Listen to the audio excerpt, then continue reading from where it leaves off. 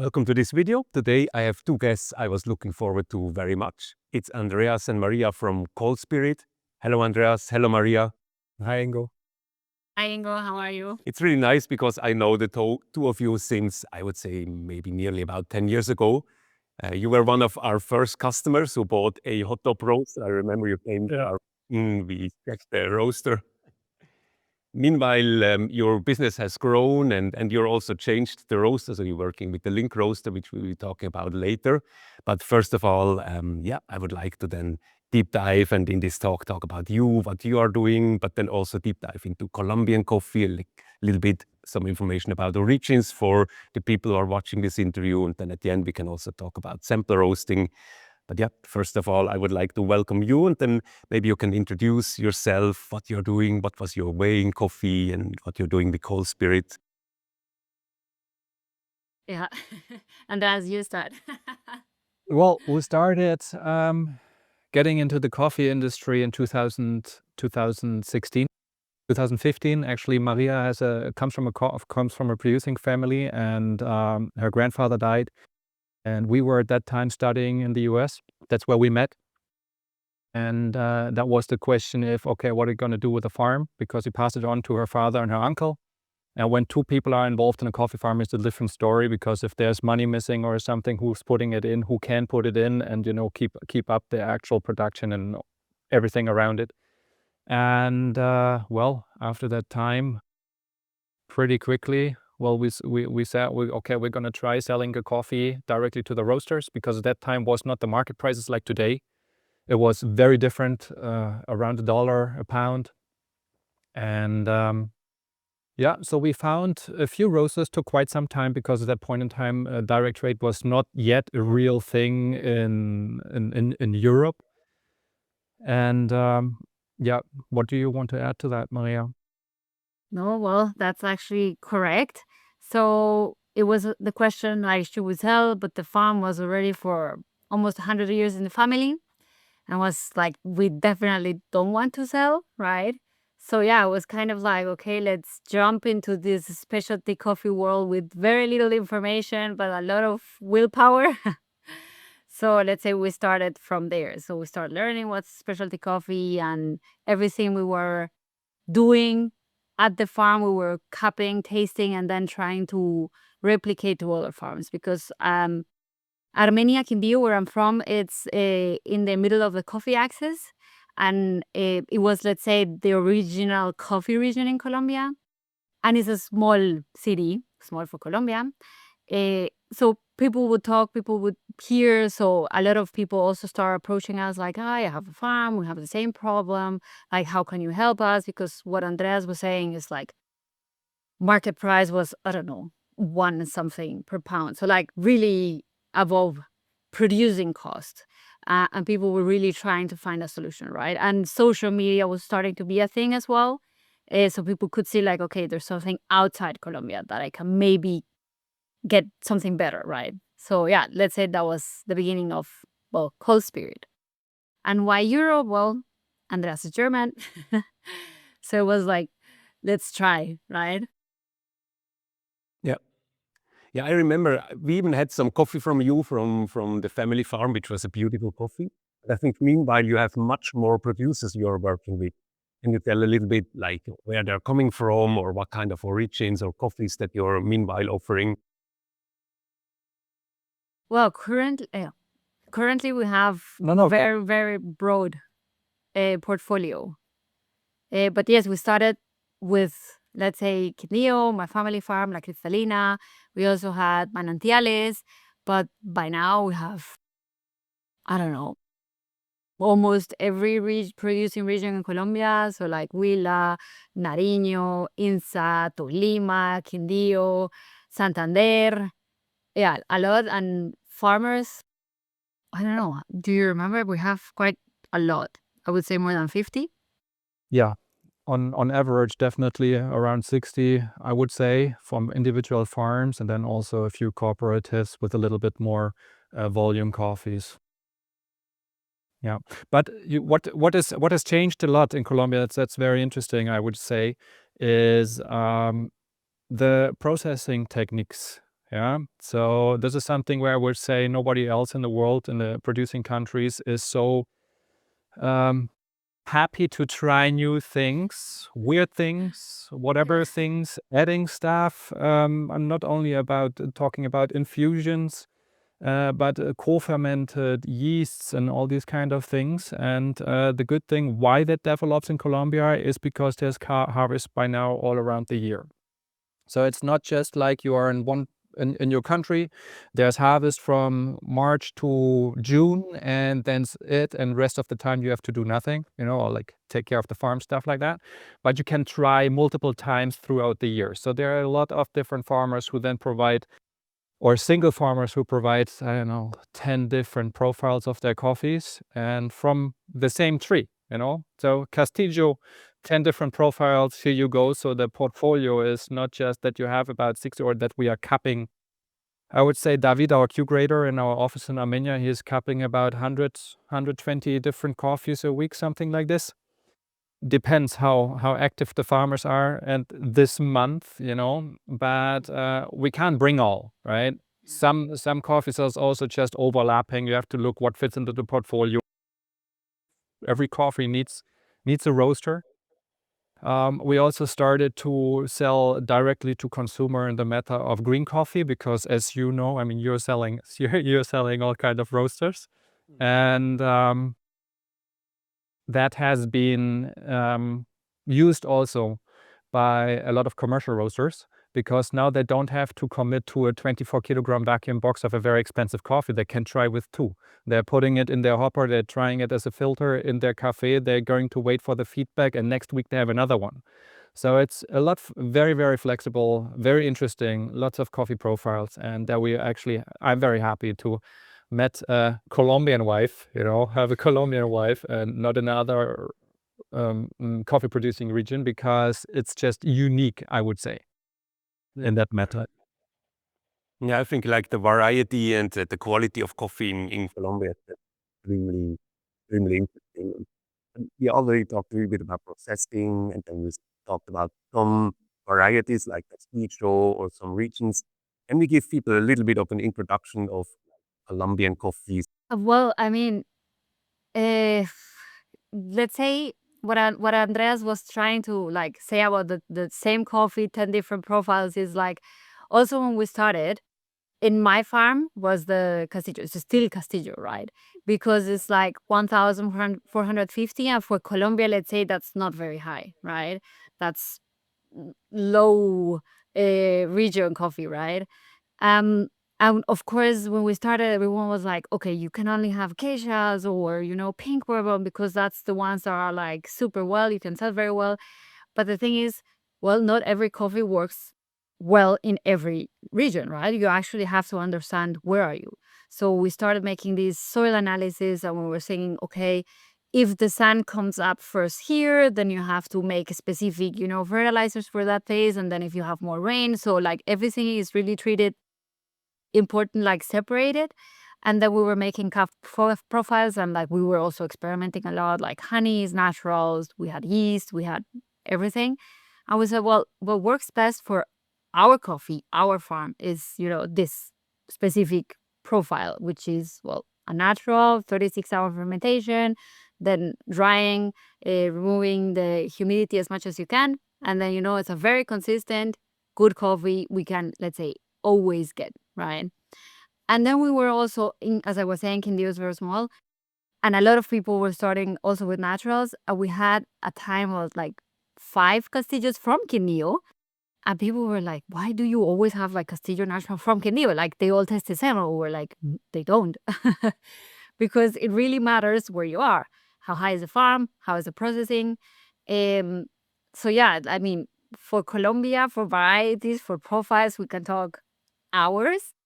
But yeah, basically, like, you need to know more or less what's the variety, the processing, because that's going to impact the bean. And then depending on humidity and density, you can create like the roasting profile. So like those are the things you need to know, that you can say, okay, this coffee is going to be, I don't know, natural coffees roast faster than wash coffees.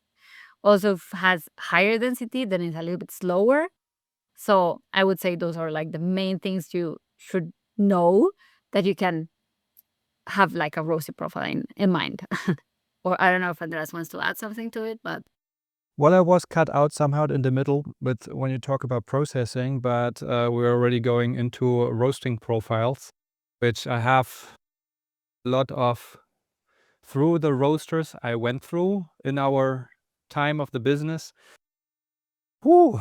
I mean, well, the first Hottop, right?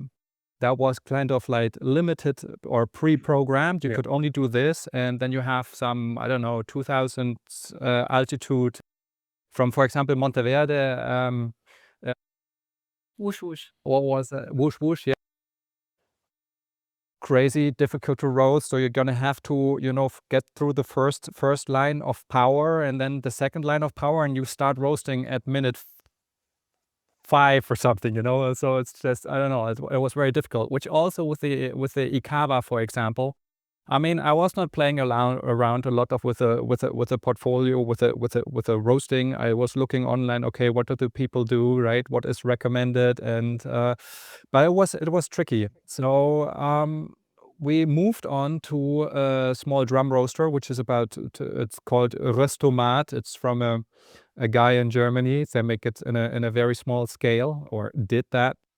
And that was just a gas burner, and you could do everything manually. And with this one, we had no problems, except you create one, right? So it's not giving you any kind of intelligence into it. You have to do everything yourself. So that was fine. But with the Link, which is right now with Sven, our sales guy in Köln, it's amazing because there are so many profiles in it. You just have to go to those factors, so categories of the coffee, and density, altitude. So like the density, you measure it before, so you don't make a mistake there. And I have not yet had bad tasting coffee.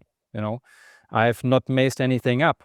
I mean, when you have a variety like Eugenioides or something, you say like, oh, I just blinked twice and something went wrong. With a Link, there is no issue on that, and we are roasting a lot of samples for cupping, for or sending it to some roasters for trying because they don't want to roast themselves or stuff like that. It's just like taking them a little bit off the workload, and we're very happy with that. From what I wanted to add for the Colombian coffee in general, well, it's a very traditional coffee producing country, right? Everything was washed, or Colombia was in the old days known as the best coffee in the world, but this is always depending on the farmer. But in Colombia particularly, because in the old days, the harvest times always matched kind of with the rainy seasons. So they were limited to the processing techniques. So all coffees were washed because you just can't put all this volume down on an African dry bed and run out all 10 minutes to cover it up and open it again. So people were using high technology, right? So a drying silo with Cisco. And so then there was only very limited amount of varieties out there. Came from Catura, then it went to Castillo, and now they are trying Seni Cafe Uno. So most of the farmers have the same variety, not like in Ethiopia where I don't know what variety is there. It just grows. So we call the variety like the region or stuff like that. And so they have all the same variety. They all processed or washed coffee because it's producible in volume. And encouraged by the Coffee Federation. Well, Produce. yeah. So you have a very standardized coffee in Colombia from natural reasons, which is not comparable to a lot of other coffee producing countries, right? So the big companies said, well, for Colombian coffee, I get not good, not necessarily good, maybe a good coffee, yeah, but you get a very consistent coffee profile over years. So there's not a lot of change. So this made Colombia very famous, and obviously had golden times with Maria's grandpa in the early days, where they all made let's say lots of money. So as Maria remembers, coffee farmers were very wealthy. Then came a very big dip, and now we're here with super specialty coffee in 1,000 different, let's say, two-digit varieties, which is on common basis, planted all around Colombia, no matter if it's Huila, Quindío, Tolima. I mean, it's all around now. And all those techniques the people try, and somebody comes up with some new thing, so the people go back and say, like, okay, let's try 2 kilos, 5 kilos, whatever bucket they have. And it's very interesting, and this makes it very, very, very funny, and keeps it continuously inventions, right, with a young group of farmers. Yeah, right. It's more the young people that are that innovative to think. Yeah. Okay, interesting. So you say actually it had a tradition where coffee production was really it was really great for the people, and then you had this dip where you then before mentioned that about 10 years ago when you started, coffee prices were so low that this then pushed people into being more creative and finding new ways and new processings. This is a bit like the story. Yeah. Well, I would say between the golden times from the old 80s. people it's okay. So it's quite a bit of time in between. I mean, you have followed up all the specialty coffee developments, right? So Yep. we in Europe are not the first as a specialty consumer there. There are other countries which have been a lot more advanced, let's say. I mean, it's Australia. It's actually from the consumer side, I would say also for our clientele, right, is the Eastern Europe countries are buying a lot more of high specialty grade coffees in comparison to Germany. Yeah. This is something, I mean, all our grandparents have been drank coffee, this is all the big brands and standardized coffee, and everybody gets with these very dark roasted, green bean quality, not so important coffees. And the people who comes from a tea country, like, I don't know if it's Russia, Turkey, and everything which comes there, Romania, they're like, people are willing to spend good money for a good product instead of just pouring down 5 of these a day. So maybe they do, I don't know, But the consumer side is as interesting as the production side, and I hope it's keep on developing, and that specialty coffee keeps on being a thing. I mean, it's very difficult from going back, being used to a good coffee, to go to drink a bad coffee. So that certainly helps. When I met Andreas, I would say, oh, the coffee you drink is horrible. I was not even into specialty coffee, but my uncle was already roasting like small batch, and I took that coffee to United States, and his coffee was horrible. I was like, yeah, you should drink this, it's better. And by now, I mean, we know it was not even the best, but it was much better than whatever was in the supermarket. Also, can I understand the structure in Colombia like this, that you then have like really farms where you are producing and processing the coffee on a farm, so you have then really this traceability and the connection directly to the farmers? Yeah. So like initially we started with my farm, like Cristalina, and let's say I have to say that's the German Andreas here helping the messy Colombians, that we are just like, yeah, let's do it. And he was like, we have to document. We need to, we need to know that if this coffee is good, that we can replicate, right? Because it was like, more or less this amount of fermentation, more or less. We were very, more or less. So we started documenting, okay, if we take this coffee, we ferment X amount of hours, we measure everything, humidity, acidity, pH, everything. And then we have a coffee we like, we can actually replicate. So the thing is that we could start talking with all these people that I was mentioning that were like, oh, I have the same, my uncle, my grandfather, or my family has a farm, can you help? What we were actually doing, it's like, okay, what do you do currently? Like, do you have any documentations? Like, do you know more or less how much do you ferment? Like, is it in water? Is it without water? And we started saying, okay, you have to start checking, as Andreas was saying, small buckets, like 4 kilos of cherries or of things like that. Start documenting and checking, ferment. For us, this is what works. But you have to find what works for you, right? And then David, at the beginning, we were small, let's say, so we had the time at the that David could go between all the farms and check what they were doing. We were capping. And then we started also with the Finca Berlin, where we receive currently like roasters for origin trips. So also super welcome to visit.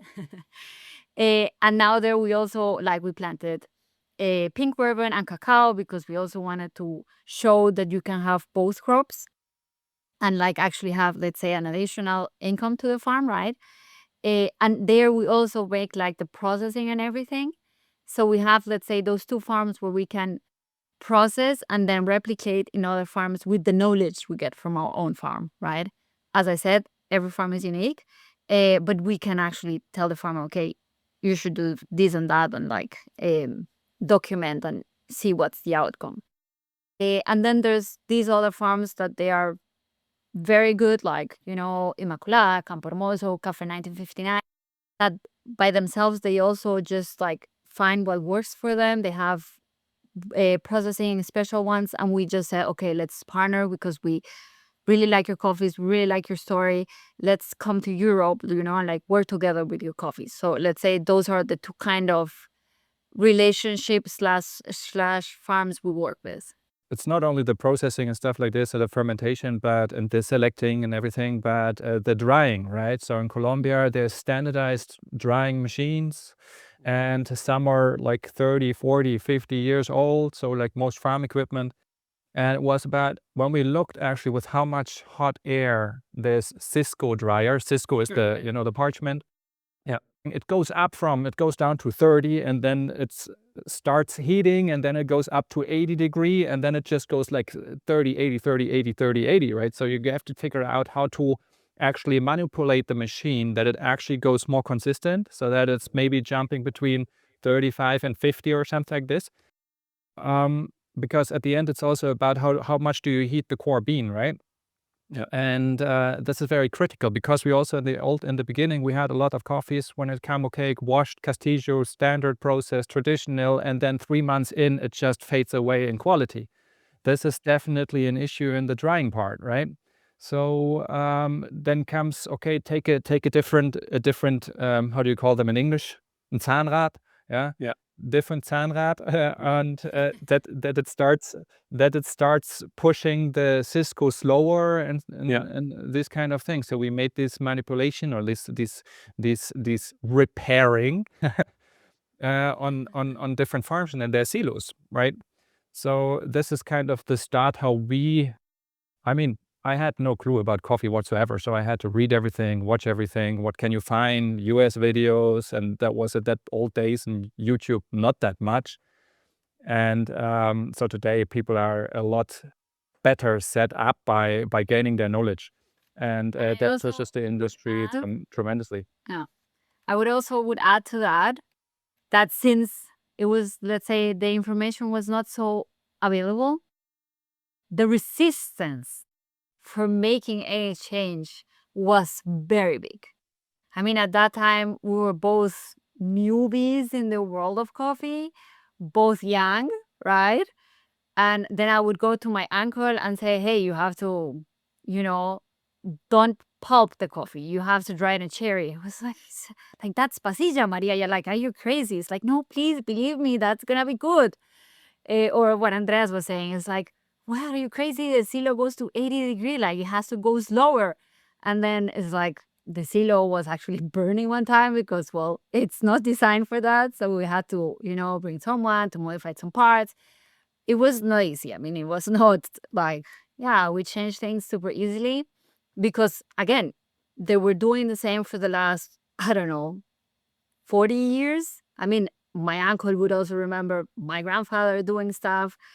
It was always the same. It worked. Somehow they have a client to sell it, right? Why would they start doing something different? But in this case, the client is the local market, which is the Coffee Federation at that matter, right? Yeah.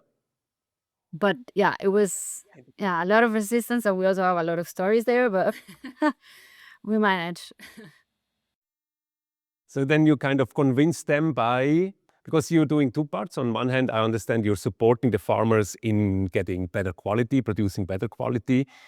but it was a bit hard to convince them, but you could then convince them probably by making good sales for them in direct trade, where they got more money for it by selling it in your network in Europe, or how was then your way? Yeah, so 2 ways.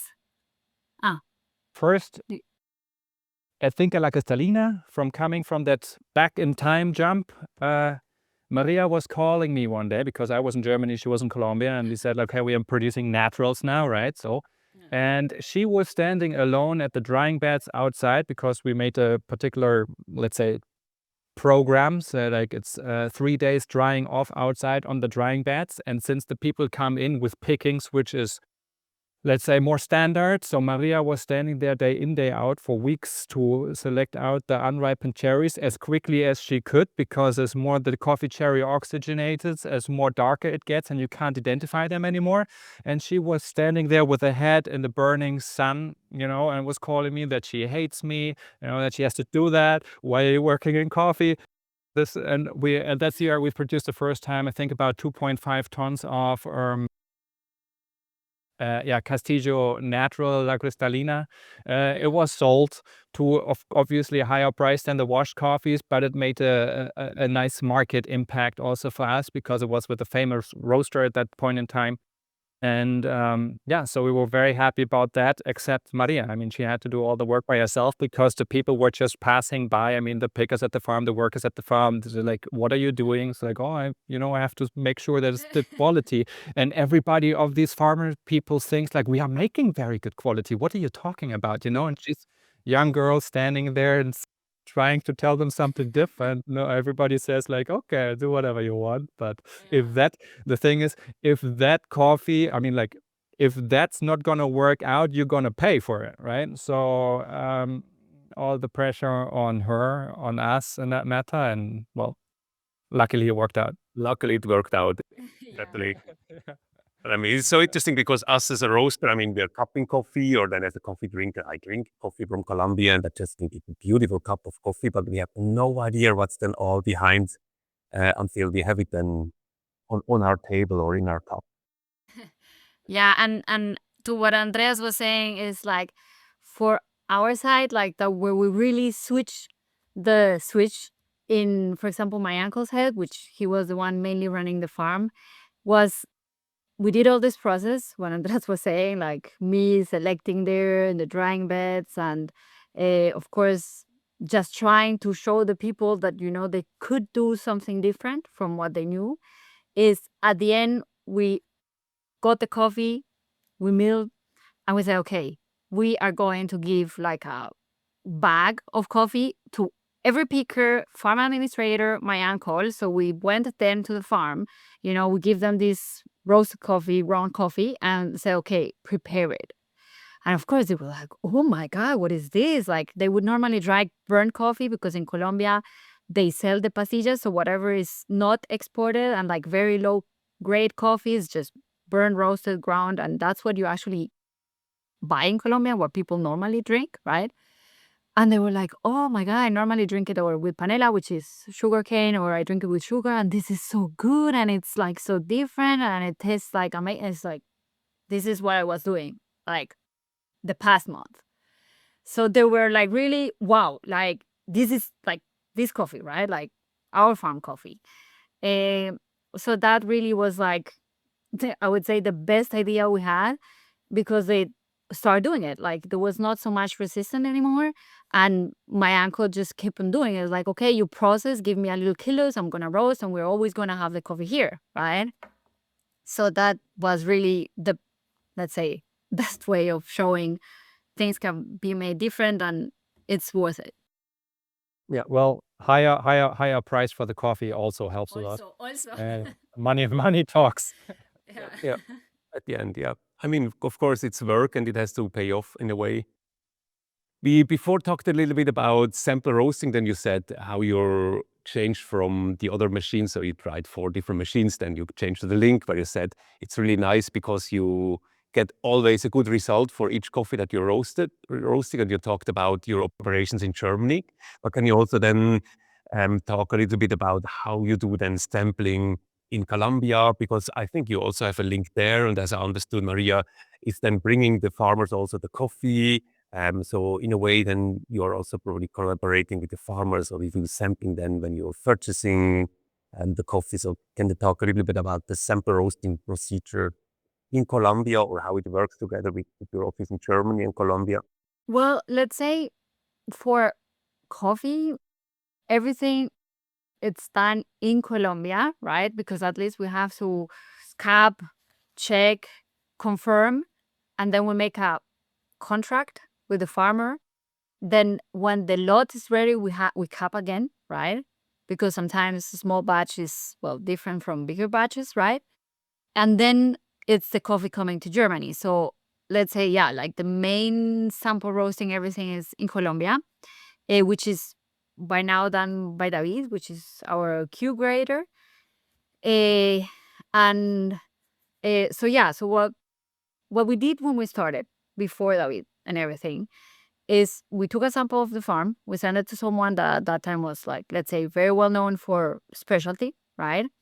And they did an analysis that we really, really like, because it was kind of like not only cup profile, yes, notes of chocolate, blah, blah, blah, but they were saying, this is the humidity, this is, for example, the green coffee analysis, right? So you had X amount of quackers, blue light and things like that. And they were explaining, like, if you use this fertilizer better, if you pick better cherries. So like they were really going into a more detailed thing how to improve. So it was not only just, this is your score, good luck.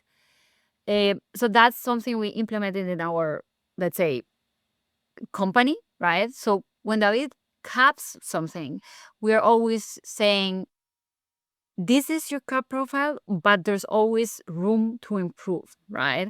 So like we check you have some quackers. So it's not only that if you're making a very good selection, so if you're really just picking the red, but you still get quackers, it's probable because you have some like deficiencies in the tree.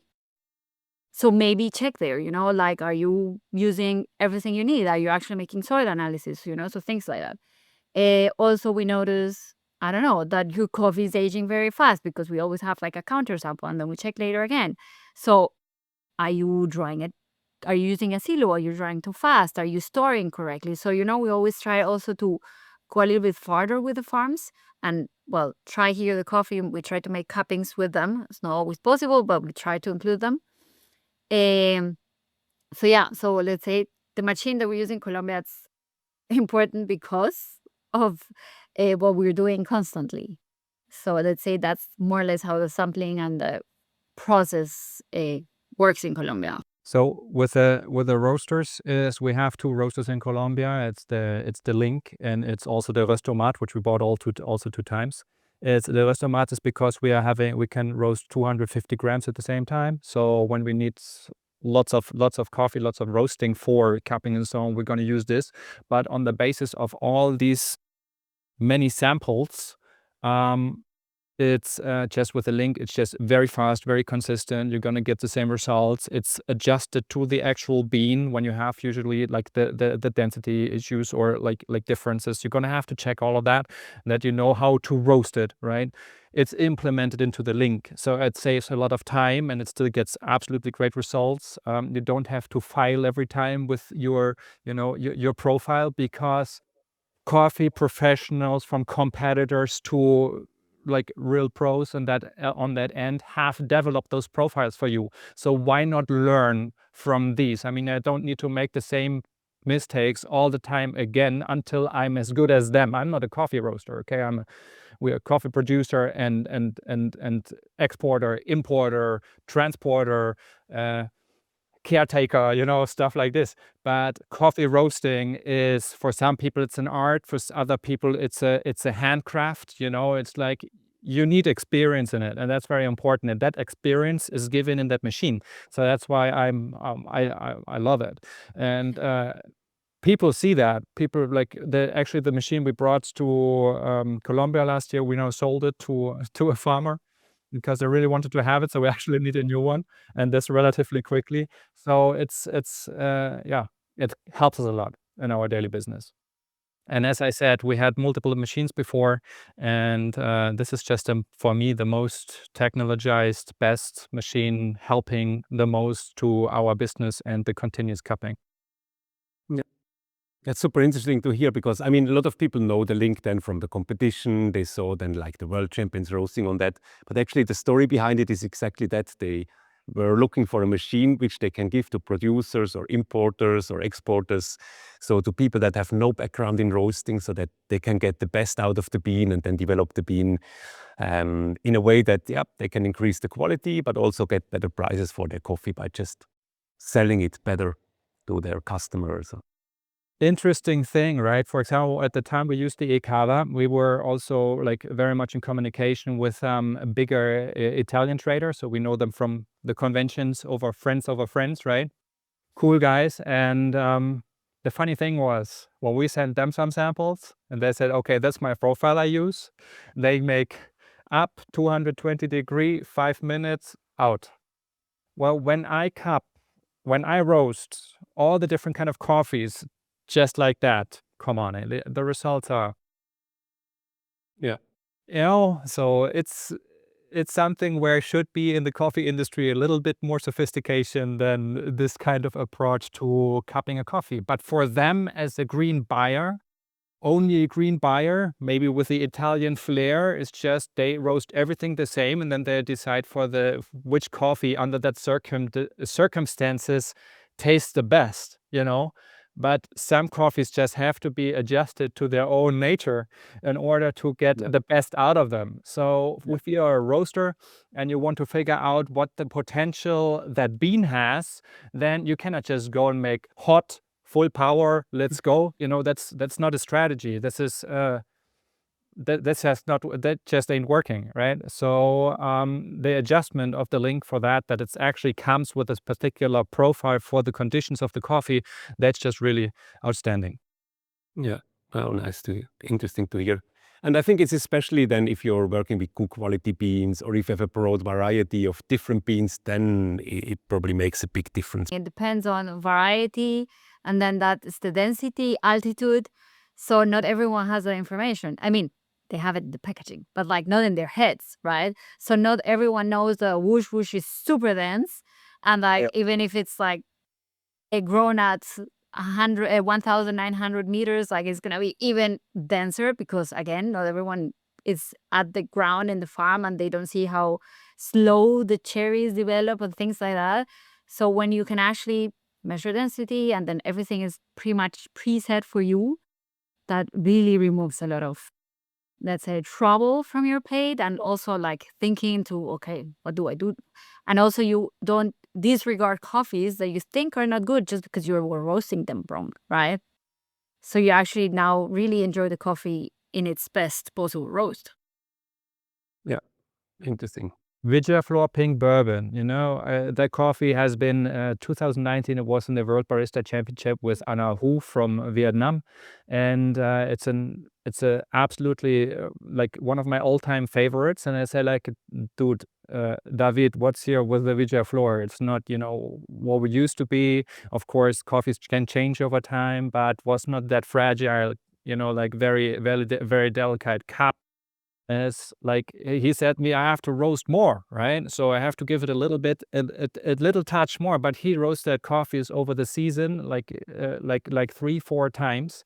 And so when the final coffee arrives here, I'm gonna be happy. I'm gonna say, okay, put it in the roaster, make some nice coffee, make a V60, and say like, Dennis, David, what's up? So this is something which doesn't happen with the Link anymore. Yeah, interesting. Hey, we've talked now a lot about sample roasting. We've talked a lot about Colombia. I am super happy that you shared all this information. It's super interesting to hear how it developed and what you did in Colombia and how you're working with the farmers.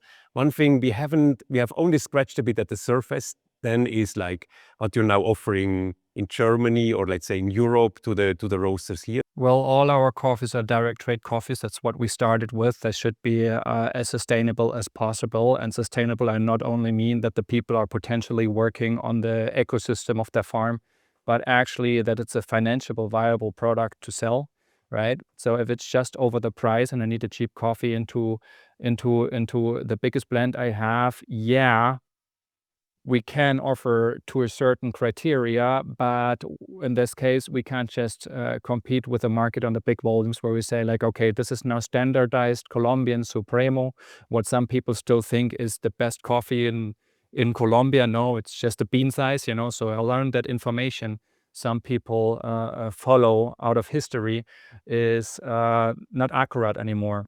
So our portfolio is extremely wide in specialty coffees, from washed standard Colombian single farm or group coffees, as small associations, women association. We have brought organic certified coffees, Rainforest Alliance certified coffees. So we had, sorry, the sun is coming around. We have made particular projects for people, for example, for a supermarket chain in Germany is Tegut, you know, they were looking for a small producer group, but Rainforest Alliance certified. Not that I'm a fan of certifications, but when it's necessarily, we can handle that. We do a lot of fulfillment, so we give the farmers the opportunity to go out, search their own roasters, or the other way around. So whatever coffee is in Colombia can also be brought and transferred by us with our containers. So the advantage of that is you don't have to take care of export, import. You don't need to do anything but negotiate the price with the farmer and tell us if you want us to actually cap the coffee before it's gonna get exported, which I always highly recommend. We have clients all over Europe. So for example, in France, the guy was negotiating with the farmer. They set the prices. Okay, we transport it. The coffee was supposed to be an 88 plus cup profile, and it was also Wush Wush variety, and then it was just cupping at an 86.5, something like this. The guy said, okay, I'm not going to take it. So we are operating as an, let's say, escrow, depending on what kind of terms they negotiate. Does the farmer need prepayment? Does the quality has to be approved first? Does, you know, whatever is necessary, we're going to handle that. Of course, we're trying to interact in the advantage of both. So win-win situation, farmers and roasters. We are consulting at that end very much. If there's a long-lasting relationship already between farmer and roaster, then is something which is the best. This is what we actually want to commit to and what we try to achieve. So yeah, so this, particularly the young dynamic generation of Colombian farmers, they go Instagram, they want to go out, they make processing, they spend the money and going around the world trying something, even so that's the last money they have. Look at Sense Coffee, for example. He has become quite famous now because he makes only co-fermented coffees, you know.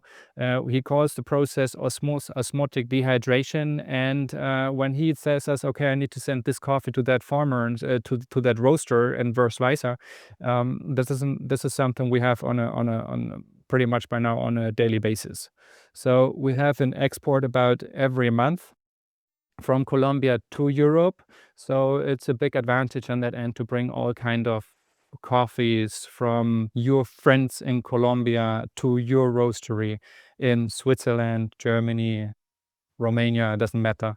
And yeah, that's what we are very proud of, because it not only it connects the community more. We see all these farmers, like the issues we had at the beginning. Okay, how do we manage to fill up a container with the money we have, which at that point was none? So everybody goes in risk to say, hey, Maria and Andreas, freshly finished master students of the theory, come now entering with marketing and business education, come now and say like, we're going to trade coffee to Europe, which is 100-something year industry, you know, and we're going to give them money for that. Or we're going to, you know, we're going to wait on the payment of the coffees, you know, stuff like this. So when somebody needs to send few tons of coffees, few bags, 1/6 vacuum. I mean, we have vacuum boxes, 6 kilograms of some Ikawa coffee, you know, or 2 times 3 kilograms actually, because the coffee is about $160 a kilo. This is where stuff just makes fun that we can provide in that matter with the logistics we have been building up from the very start of our operation. Besides that, you're also offering spot coffee, so people can get to your order list and then order even small amounts, like from a couple of kilos to Yeah. a couple of pallets. We run our warehouse here in the center of Germany. All our containers come down to Hamburg or Bremerhaven and then goes with a railway 5 kilometers here. Company is called Kali and Salz mining company. They have their own railway, so we're going to bring in this. The neighbor is a trucking company. He is bringing the container here to our gate. We unload. Next morning, he brings it back, container back to the port or wherever it needs to go. So it's a very streamlined process right now.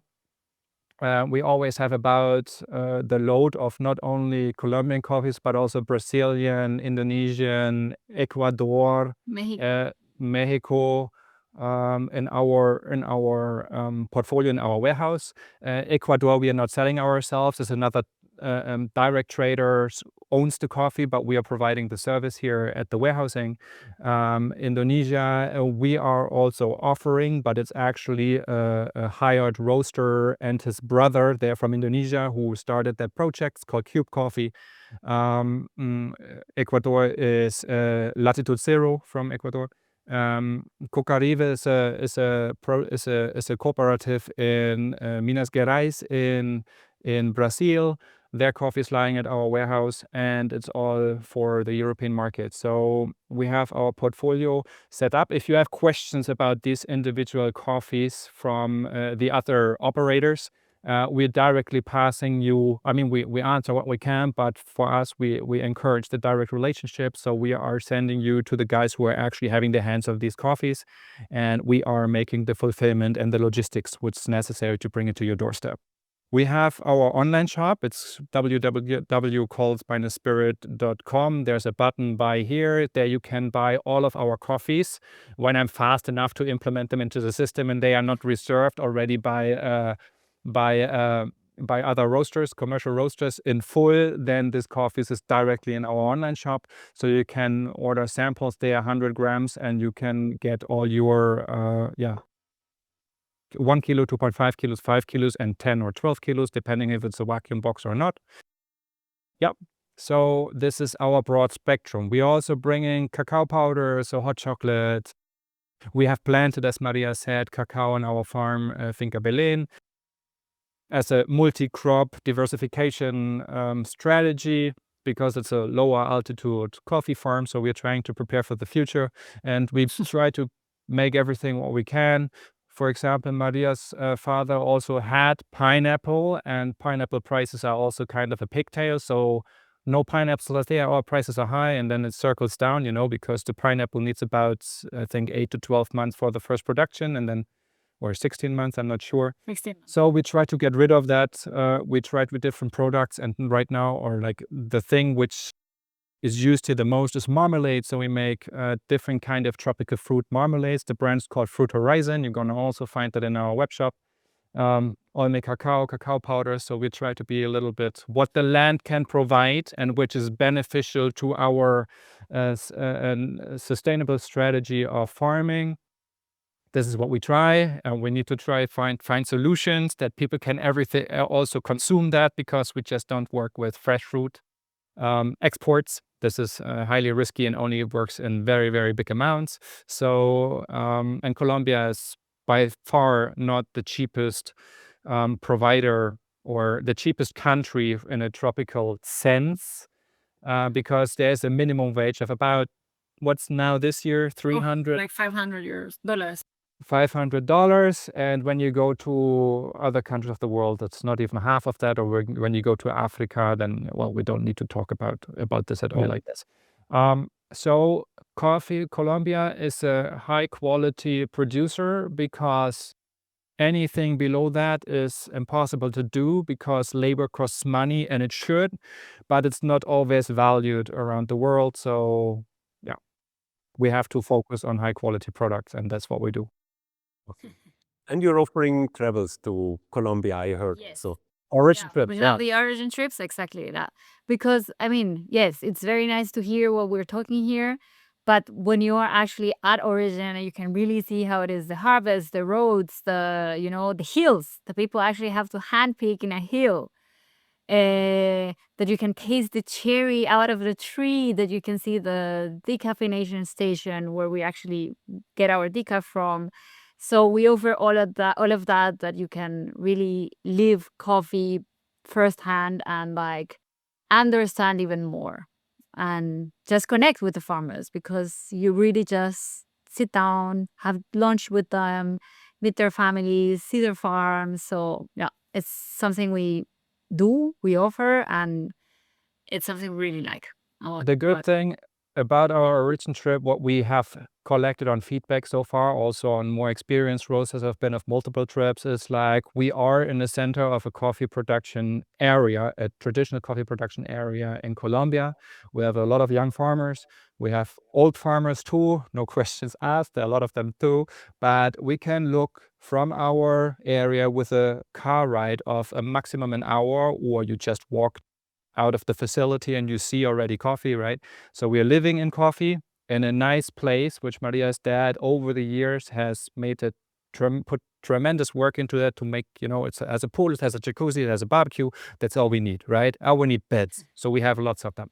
And behind the fence is coffee, cacao, oranges, mandarins. So you get the tropical feeling. And then driving not even a half an hour or up to an hour, depends which farm we actually want to look at.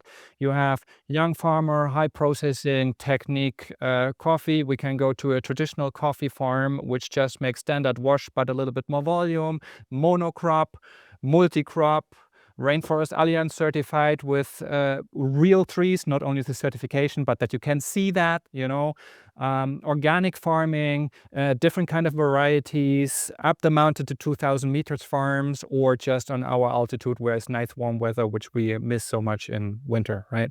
So if it's raining, not this day today is very, very, very nice. But it is on other origin trips, sometimes the people just sit 8 hours in a bus to go somewhere, and then they have to go back, or they stay there, they travel a lot. No, we can spend a week, no problem, at our facility, make day trips to see all kind of things, all cacao production. You can make your own cacao, your own chocolate on one farm. It's a El Diamante, coffee farm and cacao farm. Actually, they are our advisors in our cacao production, so they also make own chocolate, right? It's Manuela. She has been the world's youngest AeroPress champion with 13 years. National AeroPress champion. National. But she is from the world the youngest. There has never been a younger AeroPress champion because, 13 years. Most don't even drink coffee at 13 years. Yeah, exactly. And they are running a beautiful farm. They have a nice fonda there, where a fonda is a Kneipe, a bar, with food. And it's just a lot of nice stuff to see. Besides the nature, we are close to Cocora Valley, 45 minutes drive to Salento, Cocora Valley. And we recommend to everyone, book a few days more, flight to Bogota. We are guiding them then that they can also see when they make that trip and spend all that money and look at coffee, look at the Caribbean, or what else you want to see. So make it useful. But we have good feedback, and we are making usually twice a year. The next one is going to be we have a small one in April? March. In March, and then in October again. Yeah. And we find information about that on Instagram or on your website? Both. So like also we have also on our website like origin trip. And then you'll have like, let's say the plan, like what we normally would do the 7 days. And then of course, like more information, you can click the button, contact us, or Instagram. I will put then the link to your website as well as Instagram in the description so that people can just click, follow, and then either get their coffee or book a origin trip with you. Yeah. And Perfect. Beside that, really thank you for sharing all that information. It was super interesting and great to have you interview. And then for the future, I wish you personally, also with your family, and then also with your business, Col-Spirit, and everything you're doing, all the best. And thank you very much for coming. Yeah, thank you for inviting. For the time. Always nice talking to you, Ingo. Absolutely. I hope this video was helpful for you. If you want to know more about the Nucleus Link, then have a look at our website where we have a lot of information about the machine, or you can always come back to me. You find my contact information as well as all the information on the link on our website, roasttravels.com.